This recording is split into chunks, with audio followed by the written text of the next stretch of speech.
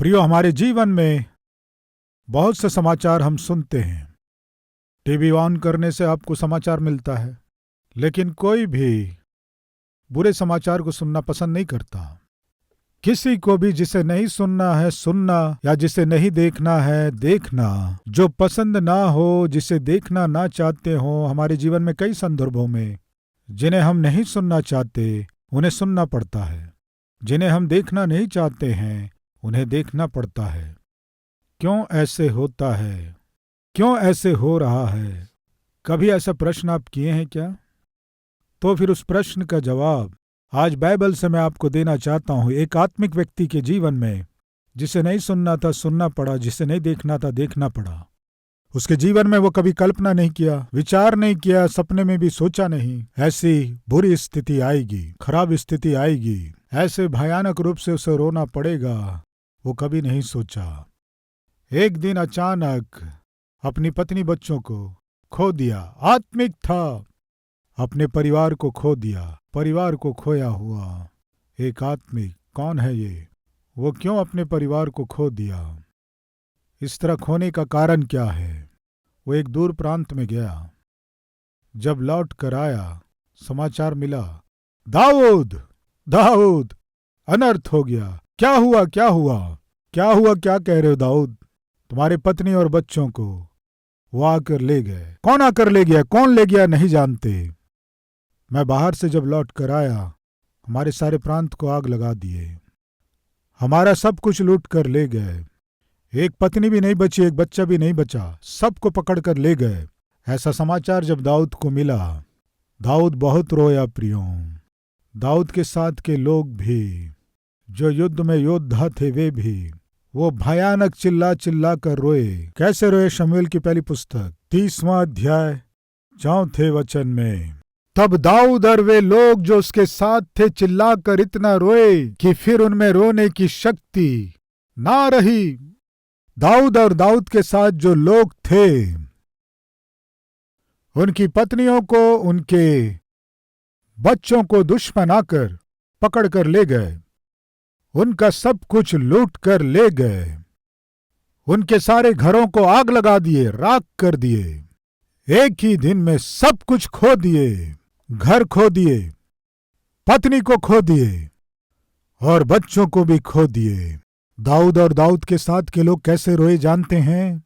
अब उनमें शक्ति नहीं थी रोने के लिए, ऐसे चिल्ला चिल्ला कर रोए। असली में दाऊद जैसे जो परमेश्वर के मन के अनुसार व्यक्ति है, क्यों उसके जीवन में ऐसी बुरी स्थिति आ गई? दाऊद जैसे आत्मिक व्यक्ति के परिवार को क्यों ऐसे दूर होना पड़ा? क्यों उसके पत्नी बच्चों को दूर होना पड़ा? आत्मिक लोगों के जीवन में भी क्यों पत्नी दूर हो रही है? क्यों पति दूर हो रहा है? क्यों बच्चे दूर हो रहे हैं? आज हमारे बीच नहीं है क्या जिनके पति दूर हो गए, जिनकी पत्नी दूर हो गई, जिनके बच्चे दूर हो गए, प्यार मोहब्बत के जो दूर हो गए, ऐसे लोग हमारे बीच में नहीं है क्या? क्या आप आत्मिक नहीं है? प्रभु पर विश्वास नहीं किए, बपतिस्मा नहीं लिए, उद्धार नहीं पाए? तो फिर क्यों आपका पति दूर हो गया? फिर क्यों आपकी पत्नी दूर हो गई? आपके बच्चे क्यों दूर हो रहे हैं? दिन प्रतिदिन दिन प्रतिदिन दिन प्रतिदिन पति पत्नी के बीच क्यों दूरियां बढ़ती जा रही हैं? माता पिता और बच्चों के बीच में क्यों दूरियां बढ़ती जा रही हैं? क्यों दिन प्रतिदिन परिवार में आत्मिकता दूर होती जा रही है?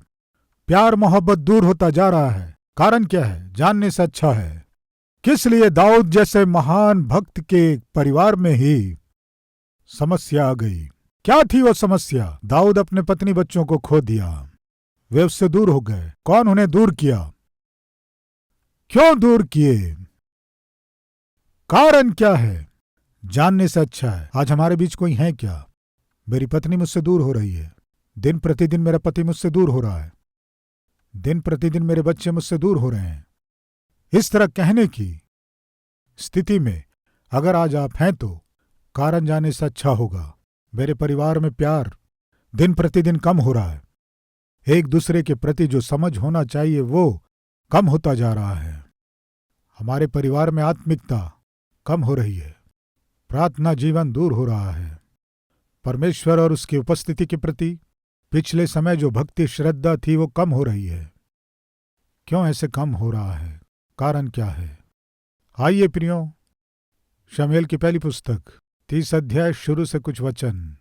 तीसरे दिन जब दाऊद अपने जनों समेत सिकलग पहुंचा, तब उन्होंने क्या देखा कि अमालेकियों ने दक्षिण देश और सिकलग पर चढ़ाई की और सिकलग को मार के फूंक दिया और उसमें की स्त्री आदि छोटे बड़े जितने थे सबको बंदी बनाकर ले गए। उन्होंने किसी को मार तो नहीं डाला, परंतु सबों को लेकर अपना मार्ग लिया। इसलिए जब दाऊद अपने जनों समेत उस नगर में पहुंचा, तब नगर तो जला पड़ा था और स्त्रियां और बेटे बेटियां बंदी बनाकर ले जाए गए थे। तब दाऊद और उसके लोग जो उसके साथ थे चिल्लाकर इतना रोए कि फिर उनमें रोने की शक्ति ना रही। दाऊद और दाऊद के साथ जो थे उनके पत्नी बच्चों को अमालेकी जो शत्रु थे आकर ले गए। सामान्यतः जब शत्रु ले जाते हैं तो 3 काम करते हैं। सुंदर पत्नियों और बच्चों को ले जाकर ये दुष्ट अमालेकी ले जाकर क्या करते हैं? सामान्यतः पहला है दुष्कर्म करते हैं, दूसरा बेच देते हैं, तीसरा मार डालते हैं। प्रियो, जब दाऊद अपनी पत्नी बच्चों के विषय में जब सोच रहा था इनका क्या हुआ होगा, दुष्कर्म किए गए या दुष्टों के हाथों बेच दिए गए या मार दिए गए, घबराहट की परिस्थिति, उनकी पत्नियों का क्या हुआ, बच्चों का क्या हुआ, समझ ना आने की परिस्थिति। दाऊद के साथ जो थे वे भी उनके पत्नी बच्चों को खोकर शत्रु जो अमालेकी हैं अचानक आकर उनके बच्चों को और उनकी पत्नियों को और उनकी सारी संपत्ति को लूट कर जब चले गए। बहुत से प्रश्न, आखिर ऐसा क्यों हुआ? दाऊद जो परमेश्वर का उपासक है, दाऊद जो परमेश्वर के मन के अनुसार है, उसके जीवन में, शमूएल के द्वारा अभिषेक पाए हुए दाऊद के जीवन में, भजनकार पवित्र व्यक्ति दाऊद के जीवन में, उसके परिवार में ऐसी समस्या क्यों आई? क्यों उसके पत्नी बच्चे उससे दूर किए गए?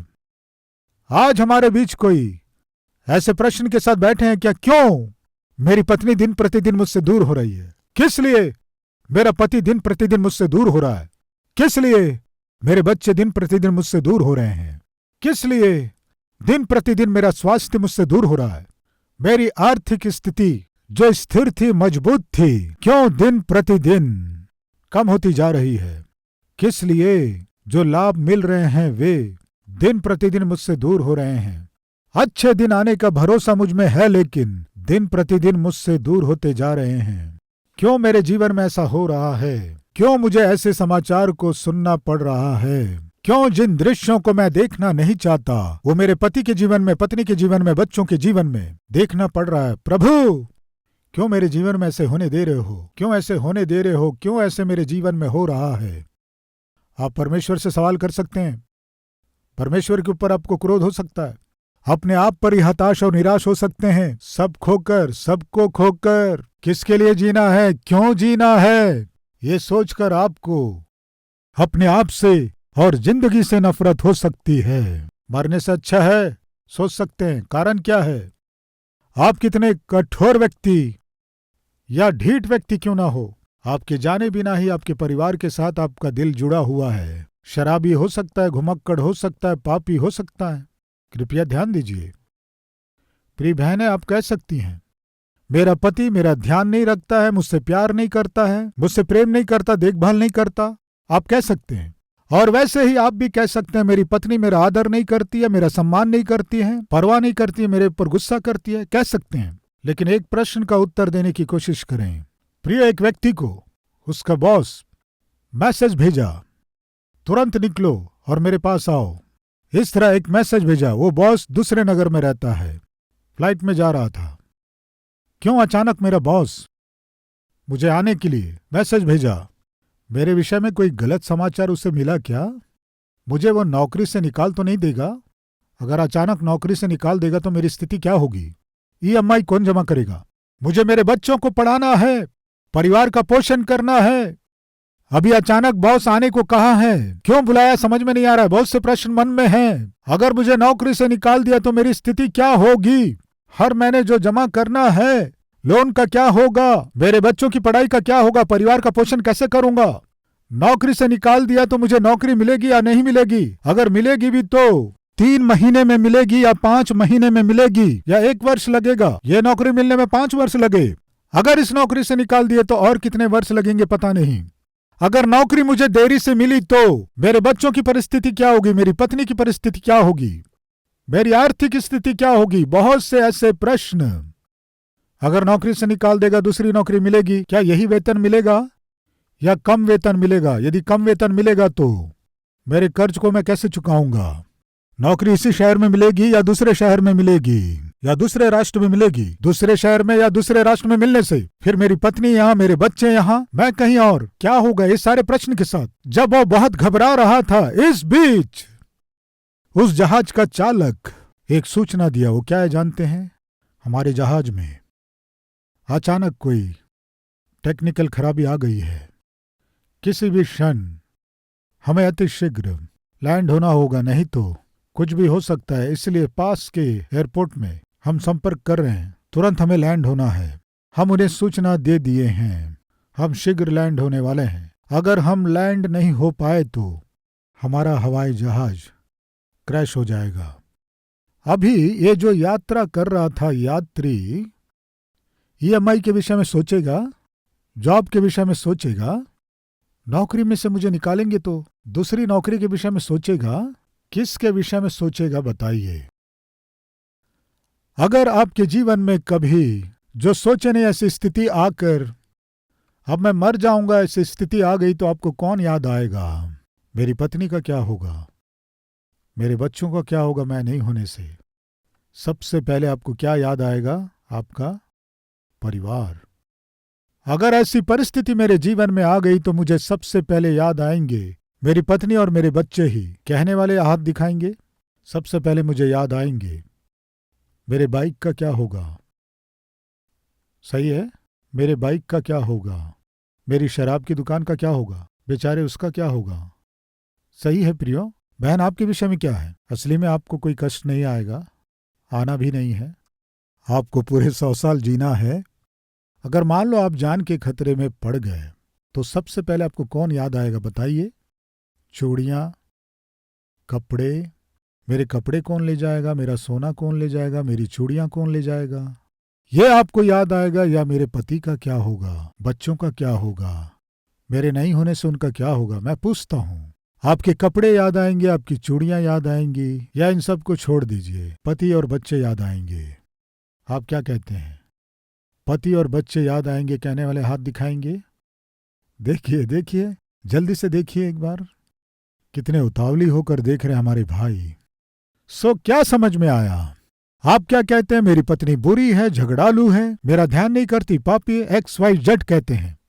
और आप क्या कहते हैं? मेरा पति दुष्ट है, वैसा है, ऐसा है, आप कहते हैं। लेकिन पति हाथ दिखाया कि यदि मेरी जान खतरे में पड़ जाए तो मेरे जीवन में कौन याद आएगा? पत्नी याद आएगी, बच्चे याद आएंगे।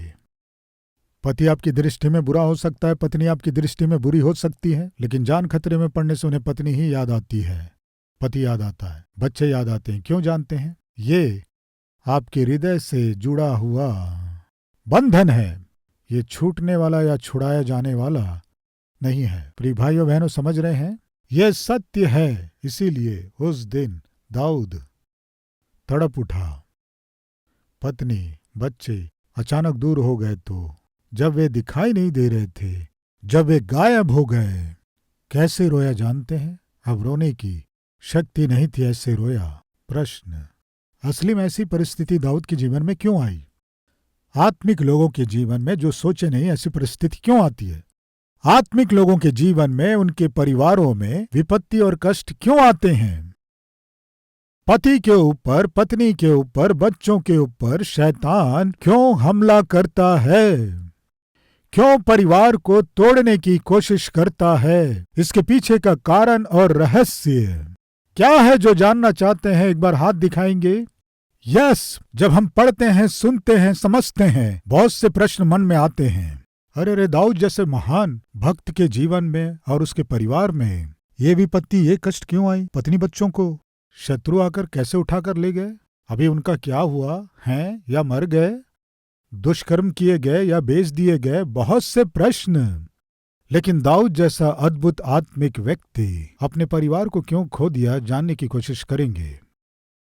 परमेश्वर के संतान क्यों विपत्ति में पड़ जाते हैं, परमेश्वर के बच्चे क्यों समस्याओं में पड़ जाते हैं, क्यों खतरों में पड़ जाते हैं, क्यों परमेश्वर ऐसे होने देता है या फिर अनुमति देता है, उसका उत्तर जानने जा रहे हैं 29वां अध्याय। थोड़ा आगे जाएंगे। आइए, हमारे जीवनों में भी आज हो सकता है हमें विपरीत परिस्थितियों में से गुजरना पड़ रहा है, परिवार में अपमान, विपत्ति, शंकाओं में से हमें गुजरना पड़े, या समस्याओं में से, बीमारियों में से, कर्ज में से हमें जाना पड़े। थोड़ा आगे जाने से अच्छा होगा। यानी इसका अर्थ क्या है? थोड़ा आगे जाकर देखने से हमने क्या किया। आज कष्टों में से गुजर रहे हैं, सही है। आज कष्टों में से यदि हम गुजर रहे हैं तो कल हमने कुछ किया है, क्या किए, ये प्रश्न हमें करना है। आज क्लेशों में से यदि गुजर रहे हैं तो, आज कष्टों में से यदि हम गुजर रहे हैं तो, आज बीमारी में से हम गुजर रहे हैं तो, आज अपमानजनक परिस्थितियों में से हमें गुजरना पड़ा है तो, आज के दिन के विषय में यदि हम सोच रहे हैं तो पीछे मुड़कर देखें, असली में कल हमने क्या किया, कल हम कैसा जीवन जिए, कल हमारी आत्मिकता कैसी थी, परमेश्वर के निकट थे या परमेश्वर से दूर थे, परमेश्वर को खुश किए या परमेश्वर को दुख दिए, परमेश्वर के सम्मुख धार्मिकता का जीवन जिए या अधर्म का जीवन जिए। आज जिन समस्याओं का आप सामना कर रहे हैं उनका कुछ ना कुछ कल जो आपने जीवन जिया है वो कारण है। दाऊद का जीवन कल कैसे था, जानेंगे। आइए 29वां अध्याय, शुरू के कुछ वचन। फलिस्तियों ने अपनी समस्त सेना को अपेक में इकट्ठा किया और इजराइल के सोते के पास डेरे डाले हुए थे। तब फलिस्तियों के सरदार अपने अपने सैकड़ों और हजारों समेत आगे बढ़ गए और सेना के पीछे पीछे आकीश के साथ दाऊद भी अपने जनों समेत बढ़ गया। जब इसे पढ़े तो आपको कुछ समझ में आया? आसानी से समझ में आए बताता हूं। फलिस्ती युद्ध के लिए गए। किसके विरुद्ध युद्ध करने? इजरायलियों के विरुद्ध युद्ध करने गए और इजरायली भी इकट्ठे होकर आए। इधर फलिस्ती और इधर इजरायली युद्ध करने आ रहे थे और अभी दाऊद भी युद्ध करने आ रहा था। यदि दाऊद को युद्ध करना पड़े तो किसके पक्ष में युद्ध करना है? इजरायलियों के पक्ष में या फलिस्तियों के पक्ष में? बताइए, किसके पक्ष में युद्ध करना है? सेनाओं का, इजरायलियों का, सेनाओं का यहोवा परमेश्वर जिनके पक्ष में है उस पक्ष से युद्ध करना है। याद है क्या पिछले समय में फलिस्तियों में से एक उठकर कहा, हम जो फलिस्ती हैं और तुम जो इजरायली हो, क्यों युद्ध करके मरना है? फलिस्तियों की ओर से मैं आ रहा हूं, तुम्हारी ओर से एक को भेजो, हम दोनों लड़ेंगे। तुम्हारा व्यक्ति यदि हमसे जीतेगा तब हम तुम्हारे गुलाम होंगे, यदि तुम्हारा व्यक्ति हारेगा तो तुम गुलाम होगे। 40 दिन और रात वो इजरायलियों को ललकारता रहा। कौन है? गोलियत। कौन से देश का? फलिस्ती देश का। जब ललकार रहा था, शाऊल जैसा महान राजा और उसकी सेना उसके ललकार का सामना ना कर सके, जब थरथरा रहे थे, केवल एक व्यक्ति हिम्मत से परमेश्वर की ओर से आगे आकर इस गोलियत को एक ही मार से मार दिया। कौन है बताइए? दाऊद का नाम सुनते ही फलिस्ती कांपते थे, डरते थे, भयभीत होते थे। ये क्या है? गोलियत जैसे को, यानी हमारी सेना का जो आधार है, ऐसे गोलियत को एक ही मार से मार डाला। जवान है, लड़का है, बालक है, अकेला आया, मार गिराया, सिर काट कर ले गया। सामान्य नहीं है। क्या है दाऊद की विशेषता? इजरायलियों का परमेश्वर दाऊद के संग है। उनका परमेश्वर दाऊद के साथ है। उनका परमेश्वर जब तक दाऊद के साथ है, दाऊद को कोई छू नहीं सकता। पूरे फलिस्ती जान गए, सारे फलिस्ती जानते हैं दाऊद महान योद्धा है। दाऊद के पक्ष में जो खड़ा हुआ वो यहोवा है। फलिस्ती जानते हैं, लेकिन ध्यान से सुने, अभी क्या हो रहा है जानते हैं? इधर फलिस्ती और इजरायलियों का जब आपस में युद्ध हो रहा था, दाऊद किसके पक्ष में युद्ध करने आ रहा है जानते हैं? फलिस्तियों के पक्ष में आ रहा है। आकीश किसका राजा है? फलिस्तियों का। फलिस्तियों का राजा आकीश के साथ दाऊद संबंध रखा। बुरी बात है, गलत है, ऐसे नहीं करना था। असली में क्या हुआ? इजराइलियों के ऊपर शाऊल को परमेश्वर राजा नियुक्त करने पर भी शाऊल के घमंड के कारण, परमेश्वर के विरुद्ध जीने के कारण अंत में परमेश्वर दाऊद को इजराइलियों के ऊपर राजा होने को अभिषेक किया। ये जानकर शाऊल कैसे भी दाऊद को इजराइलियों के ऊपर राज्य ना करे, रोकना है सोचकर दाऊद को मार डालना है, कमर कस लिया। इसलिए दाऊद को मारने के लिए बहुत सी कोशिशों को किया। वास्तव में दाऊद बहुत ही बलवान, युद्धवीर, शक्तिशाली था। शाऊल गोलियत को मार नहीं पाया, लेकिन दाऊद मारा। उन्होंने एक गीत गाया, क्या आपको याद है? शाऊल ने तो हजारों को मारा, लेकिन दाऊद ने लाखों को मारा। शाऊल 1000 को मारा तो दाऊद लाखों को मारा। ऐसा सामर्थ्य था। ऐसे दाऊद को मारने के लिए जब शाऊल पीछा किया, वास्तव में शाऊल दाऊद के सामने टिक सकता है? चांस नहीं है। लेकिन क्या हुआ? क्या पता कहीं शाऊल मुझे मार ना दे, शाऊल मुझे मार ना डाले। ये सोचकर, क्या पता, इस सोच के साथ दाऊद भागना शुरू किया, भागना शुरू किया, भागना शुरू किया। वास्तव में दाऊद को शाऊल की ओर नहीं देखना था। दाऊद को उसकी रक्षा करने वाले परमेश्वर की ओर देखना था। मैं पूछता हूं, दाऊद के लिए खतरनाक व्यक्ति कौन था? शाऊल था या गोलियत था? बताइए। दाऊद को वास्तव में किससे डरना था? शाऊल से या गोलियत से? गोलियत से डरना था। ऐसा बलवान गोलियत से ही दाऊद डरा नहीं, जाकर मार डाला। लेकिन शाऊल से डर रहा है। इस तरह डरते डरते इतना अधिक डर गया कि एक दिन शाऊल मुझे मार डालेगा सोचा। दाऊद, 1 मिनट रुको, तुझे कौन अभिषेक किया? शमूएल अभिषेक किया। किस लिए अभिषेक किया? इस देश पर राज्य करने के लिए मुझे अभिषेक किया। शमूएल को किसने भेजा तुम्हारा अभिषेक करने? स्वयं परमेश्वर ने भेजा। क्यों शमूएल को भेजा? मुझे अभिषेक करने। क्यों अभिषेक करने को कहा? देश पर राज्य करने के लिए। यानी अर्थ क्या है? परमेश्वर ही इस देश पर राज्य करने के लिए मुझे अभिषेक करने को भेजा। तो फिर सच में ही परमेश्वर ने तुम्हें अभिषेक करने को भेजा है, तो तुम्हें कौन मार सकता है? कौन तुम्हें राजा होने से रोक सकता है? परमेश्वर का निश्चित समय जब आ जाएगा दाऊद, तुम निश्चय राज्य करोगे। इस तरह दाऊद को विश्वास करना है, करना है। लेकिन दाऊद क्या किया जानते हैं? शाऊल मेरा पीछा कर रहा है, शाऊल मुझे मार डालेगा, ये सोचकर दाऊद डर कर अंत में अपने देश को छोड़कर, जो उसका देश नहीं था, फलिस्तियों के देश को चला गया। फलिस्तियों के देश में जाकर वहां जो उस पर राज्य कर रहा था, आकीश राजा के पास गया।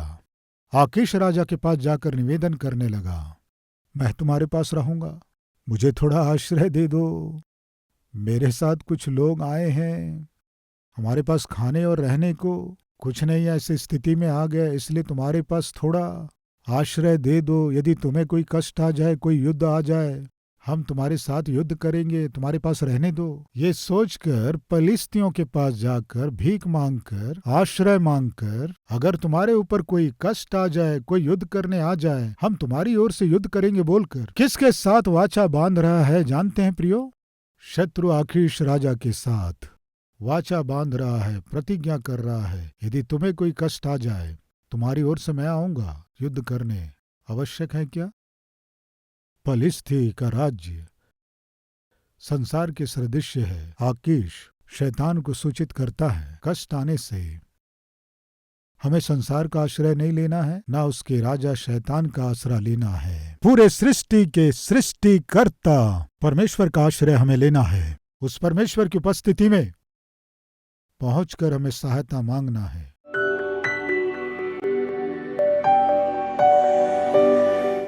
महान पवित्र प्रेमी परमेश्वर पिता बहुत ही सीधे और स्पष्ट, बहुत ही सामर्थी संदेश के द्वारा हमसे बात करी, धन्यवाद। पिता दाऊद आत्मिक था, लेकिन अपने परिवार को खो दिया।